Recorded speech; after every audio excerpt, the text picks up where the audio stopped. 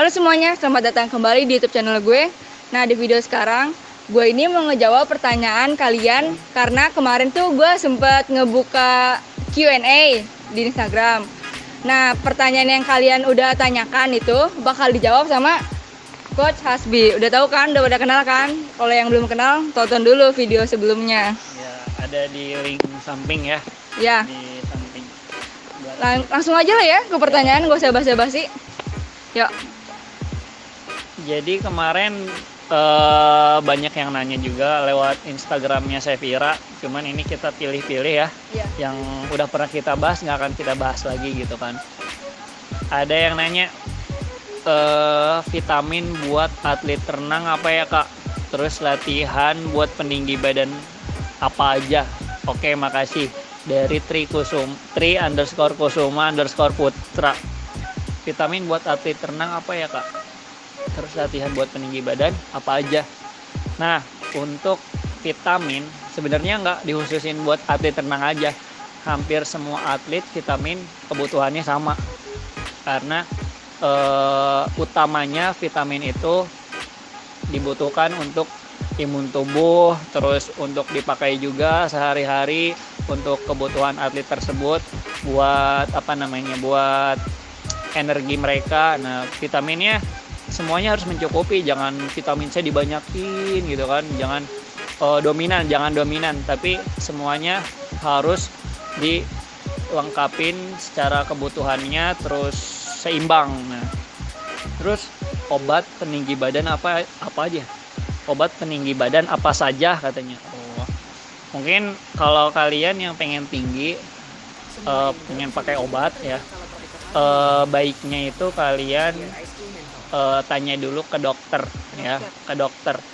Ditakutkannya kalian memiliki riwayat atau background yang punya penyakit sebelumnya atau alergi kayak gitu. Kalau misalkan kalian saya rekomendasiin obat apa nanti takutnya nggak cocok, nyalahin juga kan nanti kan kayak gitu.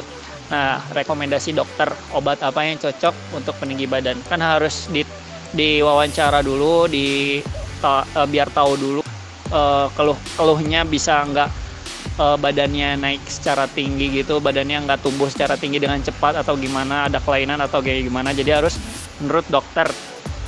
Nah, bagusnya untuk peninggi badan itu kalian lakukan secara alami aja, secara alami, nggak usah pakai obat-obatan. Bagusnya ya, karena kalau yang alami itu pasti nggak ketergantungan intinya untuk kedepannya. Terus dari Ihsan Rahman, Coach, badan pengen keker tapi nggak kaku gimana katanya? Gimana itu? Nah, untuk dominan ya, kebanyakan atlet angkat besi, terus atlet yang bodybuilder itu mereka pada kaku. Kenapa? Karena tujuannya itu mereka itu untuk nge-bodybuilder. Untuk apa? Fleksibilitas yang sangat bagus dibutuhkan untuk atlet bodybuilder, kecuali untuk atlet senam. Nah, untuk atlet senam wajib mereka harus fleksibel banget. Maka kenapa atlet senam badannya keker tapi lentur? Nah kan, khususnya yang ini, yang ya gimnastik yang salto-saltoan tuh namanya artistik. Yang artistik itu salto-saltoan, badannya keker bagus-bagus, body fatnya pada sesuai dengan ini norma yang dibutuhkan untuk atlet senam kan kayak gitu. Tapi kalau atlet bodybuilder untuk apa mereka lentur? Biar apa tujuannya kan? Gak dibutuhin juga. Gak dibutuhin. Orang kontesnya mereka cuman gitu-gitu aja kan, nggak harus split gitu, nggak harus. Jadi sesuai kebutuhan. Kalau pengen badannya nggak kaku, berarti kalian harus sering latihan fleksibilitas seperti atlet senam. Fleksibilitas dibarengi dengan latihan kekuatan. Nah, itu harus dominan, sering latihan fleksibilitasnya. Atau kalian lakukan di satu sesi latihan fleksibilitas aja, tapi hitungannya lebih banyak. Nah, kayak gitu.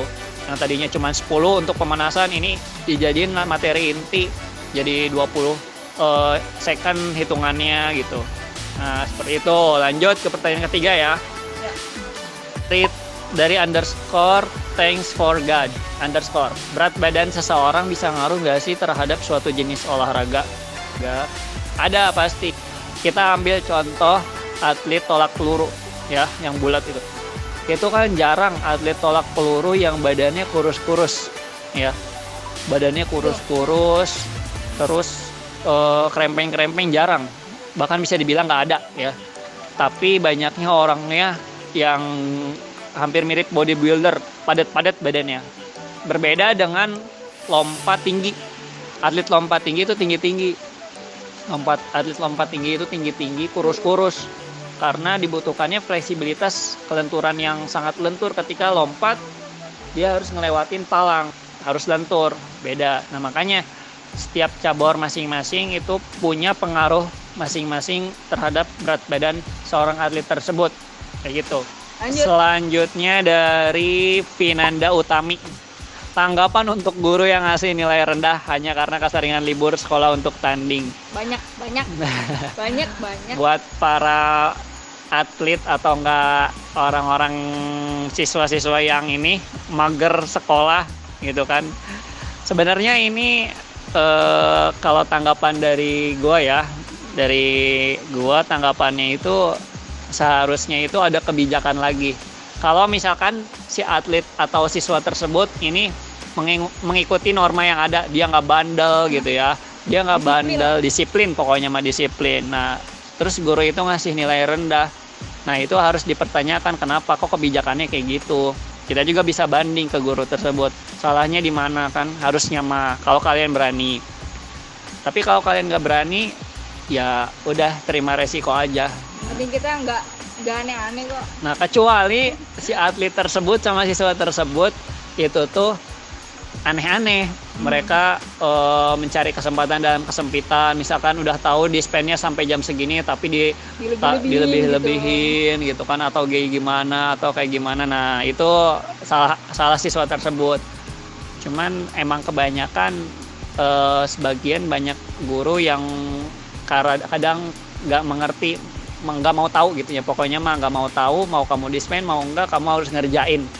Nah, itu tantangan dari atlet untuk bisa nggak bagi waktu antara sekolah sama karir gitu. Terus dari Aneiran, cara ABS cepat kebentuk gimana? Bisa dilihat video nanti di link deskripsi di sebelah pojok kiri ya, pojok kanan ada link deskripsi. Gimana cara ABS cepat kebentuk kayak gimana itu kamu harus ini body fat, antara body fat sama muscle-nya itu harus sesuai. Sebenarnya udah kita jelasin ya di video sebelumnya, nonton aja dari awal sampai akhir. Nah, itu lebih lengkapnya. Gitu guys. Kayak gitu ya Aneiran. Yang keenam. Terus dari Kubil. Kenapa diriku suka sakit telapak kaki bagian bawah jari? Kenapa ya? Kita harus tahu dulu kenapa sebabnya. Apa karena latihan? Apa karena kamu latihan sebelum cedera itu atau kayak gimana? Biasanya ya cedera yang di bawah telapak kaki itu namanya plantar fasciitis ya. Plantar fasciitis itu disebabkan karena beberapa faktor. Nanti dijelasin ada di sebelah kiri biar lebih jelas lagi ya. Itu tuh otot apa yang kena biasanya di telapak kaki. Nah, kalau ini katanya di bagian bawah jari. Nah, ada beberapa kemungkinan. Takutnya itu ada penyakit yang di dalam pencernaan atau kalau di ilmu akupunkturnya kan itu pencernaan, terus sakit kepala dan lain-lain itu ada di semua di saraf-saraf bawah. Nah, nyambung ya jadinya. Nyambung, kompleks. Pertanyaan terakhir. Oke, dari Are you tired of me yet? Lebih baik makan setelah olahraga atau sebelum jangka waktunya? Kalau pertanyaan ini balik lagi ke habit masing-masing ya. Kalau misalkan habit kalian itu sebelum latihan tuh makan dulu. Nah, gua saranin minimal dan paling batas maksimal tuh hamin 2 jam sebelum latihan itu udah harus makan ya. Udah beres makan. Jadi hamin 2 jam itu. Nah, Tapi jangan berlebihan dengan syarat. Kalau misalkan lu pada makannya hamin 2 jam tapi berlebihan, ya udah itu mah nanti efek ke latihan. Bisa ada yang muntah atau sakit di pencernaan atau kayak gimana di perutnya pada saat latihan. Enak perut gitulah. Nah, kalau misalkan habit kalian gak makan dulu, gak apa-apa. Nah, tapi usahain kalau misalkan habitnya kayak gitu, jangan jangan beralasan ke pelatih itu belum makan, kan habit kalian kayak gitu. Oh, iya, benar. Nah, biasanya banyak yang belum makan, suruh siapa, kan Iya, kayak benar, gitu. Benar. Tapi yang baik itu makan itu sesuai jam dan waktunya, ya. Kalau sesuai jam dan waktunya, kalau misalkan makan pagi ya makan pagi, makan siang ya makan siang, jangan sampai lewat. Kalau lewat biasanya nanti masalah di pencernaan kayak penyakit mah, atau ginjal dan lain-lain, di susah pencernaan kayak Zan dari Rizky Fauzan. Tips supaya kaki kuat, kumaha. Jadi kalau kaki kalian pengen kuat, tungkai, kaki itu larinya ke tungkai. Tungkai kalian pengen kuat, itu harus dibenerin dulu. Apa yang dibenerin? Ya, kekuatan dari otot tungkai tersebut. Ya, otot tungkai tersebut ingin kuat untuk apa? Untuk nendang, untuk angkat beban, untuk lari atau dan lain-lain. Harus dikuatin dulu. Kalau nggak kuat, nanti larinya kalian akan cedera. Nah ya, jadi kalian jangan untuk aku nih gitu kan, gua gitu kan, gua nih kuat, squat ngangkat yang 300 kilo, padahal yang 10 kilo juga belum tentu kuat. Nah kan kayak gitu, langsung aja cedera tungkainya. Nah kayak gitu ya. Terus dari sisyoga.prewd, diet gak makan nasi bagus nggak kakak? Kalau dari nasinya tersebut diganti sama sesuatu yang mirip nasi sifatnya, ya nasi kan itu sifatnya karbo. apa coba? Karbo. Nah, diganti sama kentang, Boleh. diganti sama apa ya namanya? Roti. Umbi-umbian, roti, boleh nggak apa-apa.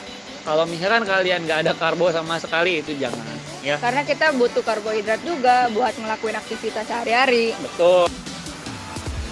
10 pertanyaan udah kita jawab, udah Kak Hasbi jawab. Terima kasih yang udah nanya.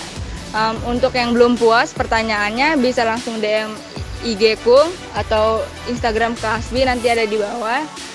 Komen juga boleh kok, nggak apa-apa. Lupa juga kalian like, comment, and subscribe video ini. Terus jangan lupa juga kalian subscribe channel gua, nanti ada di link deskripsi di bawah. Mungkin gitu aja, Fir. Ya. Karena dengan subscribe kalian sama dengan mensupport channel kita. Dah. Thanks for watching. Bye bye.